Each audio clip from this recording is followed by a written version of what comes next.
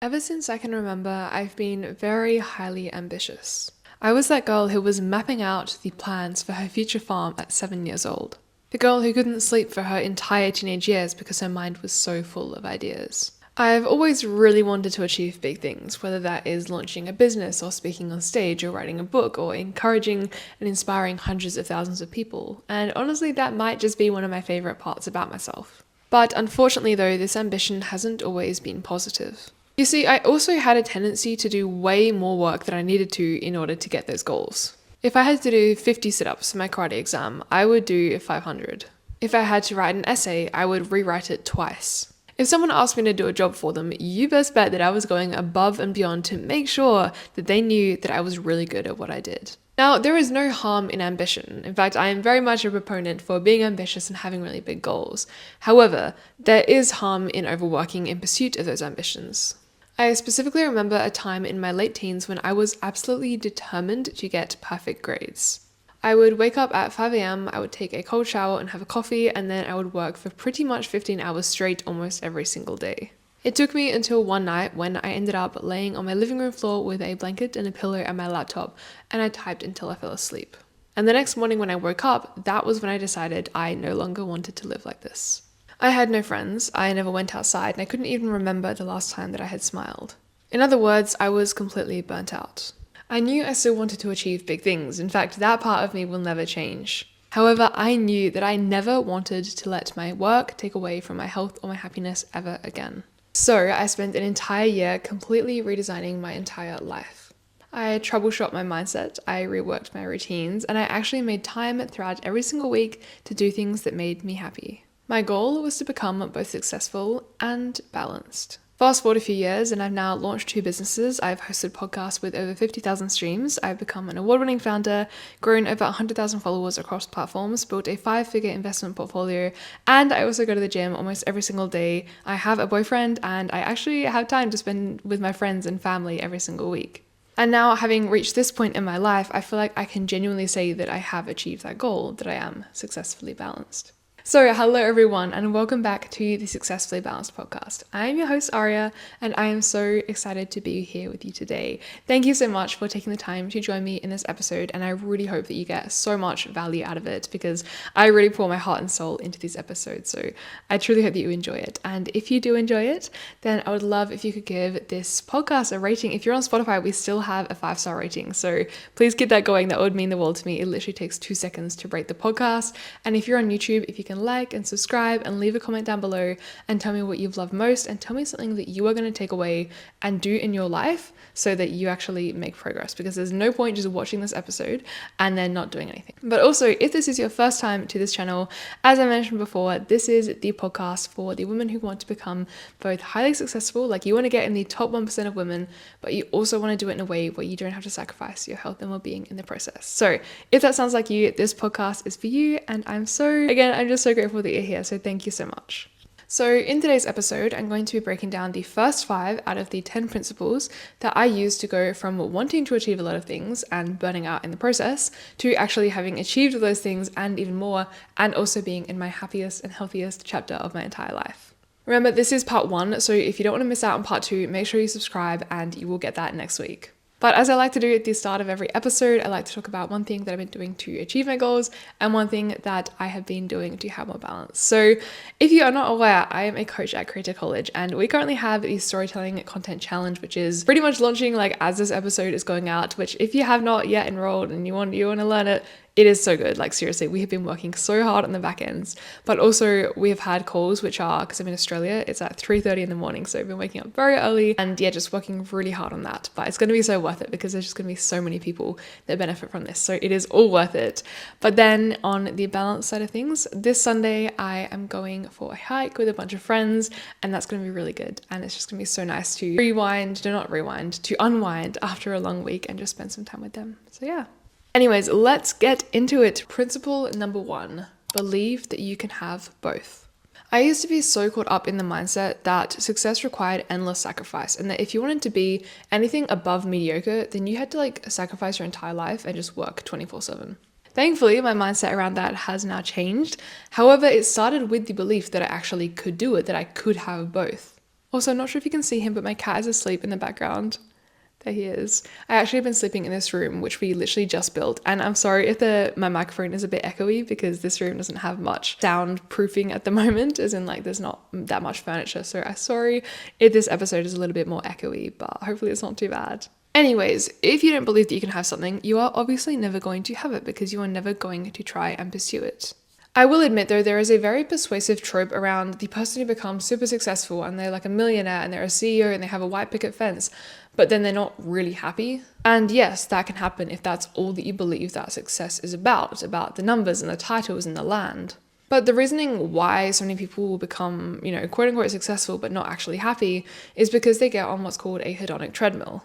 Basically what that is that's when we believe that the next achievement or the next income bracket or the next 100,000 followers is the thing that's going to finally make us happy. But then our brain has a really fun habit of actually adapting our happiness to a very similar baseline level of success, regardless of how much or little we have. And so any of those extra achievements or things that we kind of consume don't actually make us happy. And so we just chase more to try and fill that hole and it never gets filled. The alternative, however, is to actually enjoy living your life in pursuit of your goals, which is something that I'm going to break down a little bit more later.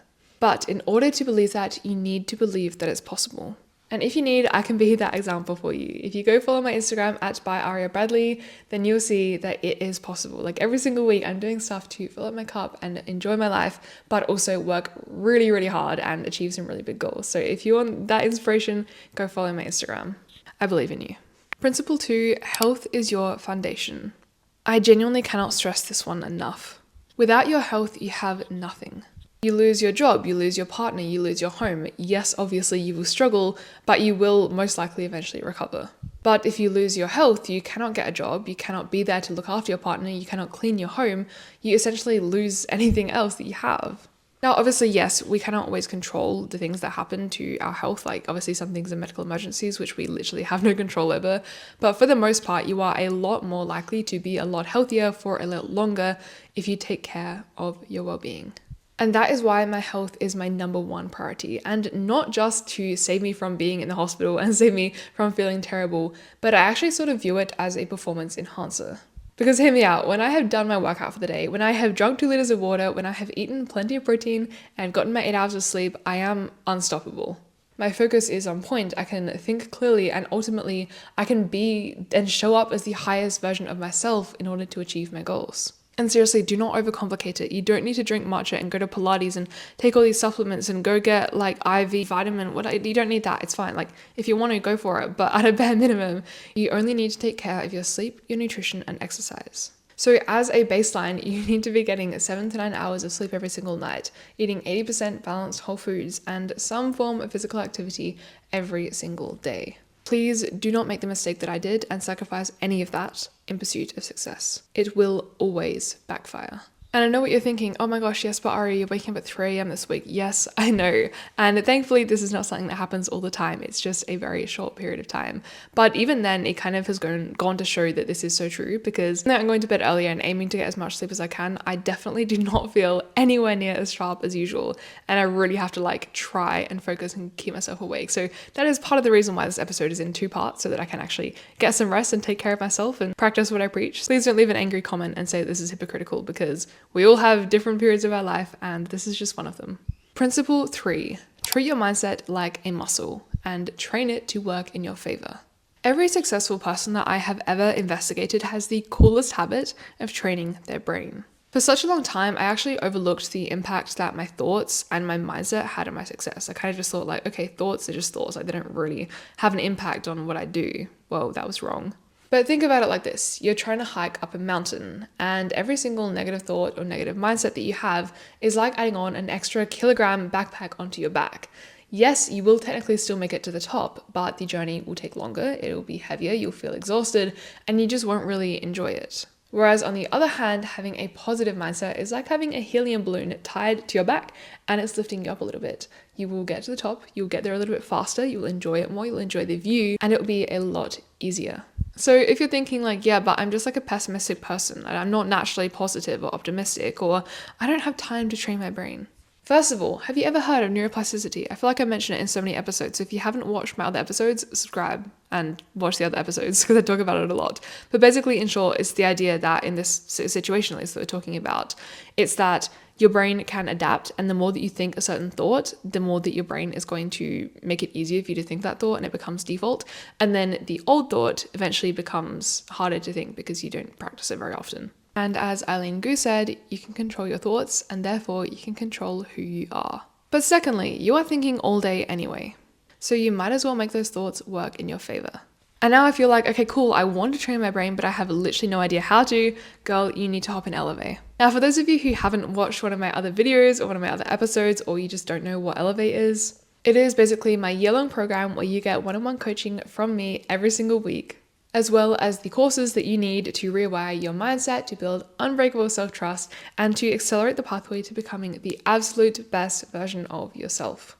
In fact, I actually had one of the girls from the program post on her story just today saying that Elevate has absolutely changed her life and that she has achieved more in the past 7 weeks than she had in the past 7 months. Like, is that not just absolutely insane? And she has already made back the entire price of the program from leveling up her business since she joined. So if that's the kind of results that you're wanting, then you got to get yourself in that container. The link to join is in the description of this episode. And I am actually personally in this community every single week to support you. Like, this is not one of those communities where the host just kind of goes like, okay, cool, you're in the community, I'm out. That is not me. I literally have an alarm set every single morning and every single evening to check in there and do my best to support the girls in the best way that I possibly can. Like, genuinely, it is hard to fail when you're in Elevate. But also, oh my goodness, you get the coolest group of women to surround yourself with. We have UGC creators, we have Oxford PhD grads, a girl who just spoke at the United Nations last week, and like a bunch of other girls that are building their businesses to create generational wealth. And even just being surrounded by that kind of community is enough to raise your standards. So again, the link is in the description, and I cannot wait to see your success. Principle 4, make time for the things you care about and minimize time for the things that you don't. So in principle 1, I mentioned that success requires sacrifice, and I'm not here to refute that because it is true. However, it is up to you what you want to choose to sacrifice. You can choose to sacrifice your friends, your family, your health, your weekend hikes, your ability to get sunshine on your skin, and you can feel completely miserable. Or you can choose to sacrifice doom scrolling, spending time with fake friends, going clubbing every single weekend. By sacrificing those things, you'll feel 100 times better and actually have the time and energy to take action towards your goals. And I mean, both of these things take up time, but do you want to spend your time doing things that drain you, or do you want to spend time doing things that add value to your life? For example, a lot of people say that they don't have time for a relationship when they're building a business. And yes, that may be true, and if you don't want a relationship at this moment, then that's fine. But if you're spending every Friday and Saturday evening scrolling on TikTok, and you wake up every single morning and you're checking Instagram, and then you're still complaining that you don't have enough time and you want to have a relationship, then you can probably see the problem here. You can sacrifice the quick dopamine hits, or you can sacrifice the things that are going to make your life worth living. Which one do you want to sacrifice? The choice is yours. Which one are you willing to sacrifice? Number 5, spend your leisure time doing things that actually fill up your cup. I think principle 4 leads quite well into principle 5, so I hope you enjoy. Alright, I want you to get a piece of paper right now and answer the following questions. What activities make me feel more energetic afterwards? What activities make me feel exhausted afterwards?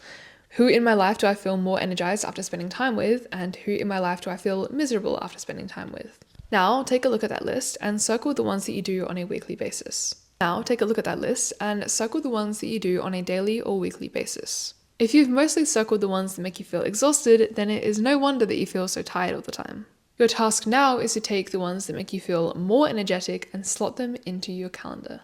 That way, when you are quote unquote tired and you want to lay on the couch and doom scroll, you can be like, oh, actually, I have agreed to meet my friend and play tennis together. So you want to show up to them like their appointments. Now, something that I want to make very clear is that if you are scrolling on your phone first thing in the morning, it is immediately going to lower your energy because social media stimulates your brain to a much higher level of dopamine than pretty much any other natural activity does. And when your dopamine peaks and falls like that, it is really hard to focus. So a really good thing to do is to regulate your dopamine by doing a dopamine detox. This is essentially where you gradually reduce the amount of artificial stimuli that you are exposing yourself to. And then the idea is that after the 30 days or over those 30 days, you reach a lower threshold for dopamine. And so you end up feeling calmer and more focused and more able and capable to achieve your goals. I'm actually running a 30-day dopamine detox in September. So if you want my step-by-step guidance for the 30 days, then the link to join is in the description. But just letting you know, it will only be open to enroll until the 1st of September 2026. So don't hesitate about doing that. You will get a daily video from me, as well as an action that you can take every single day for the 30 days to end up feeling your best and making progress towards your goals. And it's literally less than $1 a day. So like, what are you waiting for? If you do, however, want to preview the first 5 days, I actually do have a YouTube video, which I will actually try and do like a thumbnail thing. I've never done the cards, but I'm going to try and link it up the top here. Otherwise, I think it was actually last week's episode, the dopamine detox one. So if you want to see the first 5 days, then you can go and click there and watch that. But anyways, that is it for part 1 of this episode. But I'm planning to make part 2 next week, so make sure that you don't forget to subscribe so that you don't miss out on that part 2, because you do need both parts. Like, you can't just do the stuff in part 1, you need to do the stuff in part 2 as well. I mean, even just part 1 alone will help you, but if you really want to get the entire spiel, make sure that you don't forget to watch part 2 tomorrow. Oh my gosh, not tomorrow, next week, sorry. But if you love this episode, I would love to know about it. So please leave a rating on Spotify if you're on Spotify.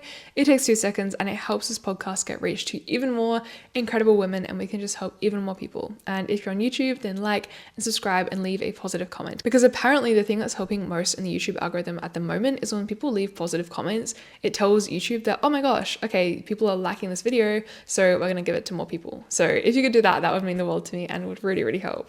Otherwise, just comment something that you're going to do to level up your life from something that you've learned in this episode, and something that you're going to do so in a way that also means that you can be happy and healthy and fulfilled at the same time.